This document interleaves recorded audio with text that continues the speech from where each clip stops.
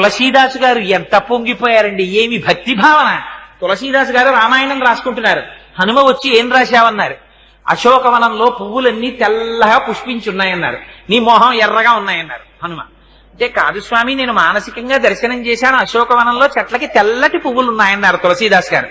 కాదు, పువ్వులన్నీ ఎరుపు అన్నారు హనుమ. అంటే నేనా సుందరకాండలో వెళ్లి చూసి వచ్చిన వాడివి నువ్వా, నేను చెప్పినట్టు రాయి, పువ్వులు ఎరుపని మార్చన్నారు.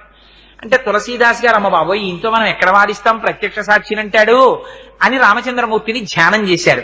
రామచంద్రమూర్తి ప్రత్యక్షమయ్యారు. హనుమ ఏమిటి నీ ఎల్లరన్నారు.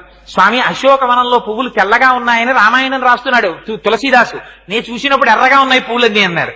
అంటే స్వామి అన్నారు, అల్లా అనకు, ఆ ఋతువులో అప్పుడు పూసిన పువ్వులు తెలిపే, నీకెందుకు ఎర్రగా కనపడ్డాయో తెలుసా, ఆ చెట్టు మీద కూర్చుని కిందకి చూసావు మీ అమ్మని, క్షితిక్షమా పుష్కర సన్నిభాక్షి యరక్షిత రఘవ లక్ష్మణాభ్యాం సారాక్షసీభి వికృతేక్షణాభి సంరక్షిత సంప్రతి వృక్షమూలే.